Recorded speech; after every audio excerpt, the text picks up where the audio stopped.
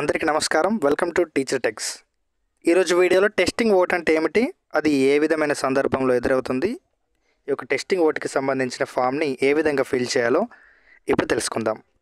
ఒక ఓటర్ తను ఓటు వేసిన తర్వాత వీవీప్యాట్ జనరేట్ చేసిన స్లిప్ తాను ఓటు వేసిన అభ్యర్థి లేదా అతని చిహ్నాన్ని చూపించడం లేదని ఫిర్యాదు చేసినప్పుడు ఇటువంటి టెస్టింగ్ ఓట్ అనే సందర్భం అయితే ఎదురవుతుంది.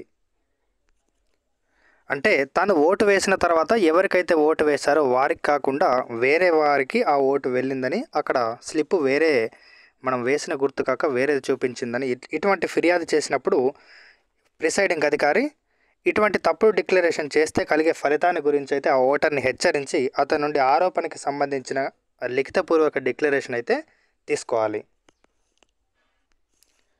ఈ యొక్క లిఖితపూర్వక డిక్లరేషన్లో అతను ఆరోపించింది తప్పుగా రుజువైతే అతనికి పోలీసులకు అప్పచెప్తామని, ఒకవేళ అది అతను చెప్పిన విషయం రుజువైనట్లయితే ఓటింగ్ మొత్తాన్ని ఆపివేస్తామని ఇది లిఖితపూర్వకంగా అయితే తీసుకోవాలి. ఈ యొక్క లిఖితపూర్వకమైన డిక్లరేషన్ ఇచ్చినట్లయితే ఆ ప్రెసిడెంట్ అధికారి ఆ ఓటర్కి సంబంధించి ఫారం 17Aలో 2వ ఎంట్రీ చేసి పోలింగ్ స్టేషన్లో ఆ ఏజెంట్ల సమక్షంలో ఆ ఓటర్ని యంత్రంలో టెస్ట్ ఓటు రికార్డు చేయడానికి పర్మిషన్ అయితే ఇవ్వచ్చు. ఈ యొక్క టెస్ట్ ఓటు వేసేటప్పుడు అక్కడ ఉన్న పోలింగ్ ఏజెంట్లు కానీ అక్కడ ఉన్న అభ్యర్థులు కానీ ప్రిసైడింగ్ అధికారి వీళ్ళందరూ అతను దేనికి ఓటు వేస్తున్నాడో చూసి అక్కడ స్లిప్ ఏది ప్రింట్ అయిందో అయితే అబ్జర్వ్ అయితే చేయవలసి ఉంటుంది. ఒకవేళ అతను ఆరోపించిన విషయం సరైందని తేలితే, అంటే ఒక గుర్తును ప్రెస్ చేసినప్పుడు మరొక గుర్తు అక్కడ డిస్ప్లే అయినట్లయితే ఆ విషయాన్ని వెంటనే రిటర్నింగ్ అధికారి కంటే ఆర్ఓకి తెలియజేసి ఓటింగ్ యంత్రంలో ఓట్ల నమోదు మొత్తాన్ని ఆపేసి రిటర్నింగ్ అధికారి నిర్దేశం ప్రకారం నడుచుకోవాల్సి ఉంటుంది. ఒకవేళ అతను ఆరోపణ చేసిన విషయం తప్పని తేలినట్టయితే ఆ ఓటర్కి సంబంధించిన ఫారం 17Aలో 2వ ఎంట్రీకి ఎదురుగా టెస్ట్ ఓట్ అని రాసి ఆ యొక్క అభ్యర్థి పేరు, వరుస సంఖ్య వివరాలు అయితే నమోదు చేయవలసి ఉంటుంది. అక్కడే ఓటర్ సంతకాన్ని కానీ వేలిముద్ర కానీ తీసుకొని ఈ యొక్క టెస్ట్ ఓటుకి సంబంధించిన వివరాలను ఫారం 17Cలో అయితే పొందుపరచవలసి ఉంటుంది.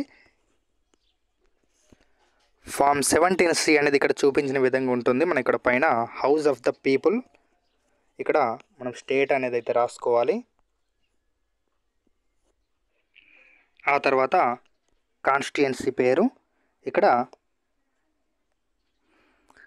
కంట్రోల్ యూనిట్కి సంబంధించిన బ్యాలెట్ యూనిట్, అదేవిధంగా వీవీప్యాట్కి సంబంధించిన ఐడెంటిఫికేషన్ నెంబర్స్ అయితే రాసుకోవాలి. ఇక్కడ రాసుకున్న తర్వాత మనకు 5th కాలంలో వచ్చేసి test votes recorded under rule 49MA కింద రిక్వైర్డ్ టు బి డిడక్టెడ్, ఇక్కడ total number of test votes ఎన్ని డిడక్ట్ అయినాయి, ఇక్కడ టోటల్ నెంబరు, అదేవిధంగా సీరియల్ నెంబర్ ఆఫ్ ఎలక్టార్స్.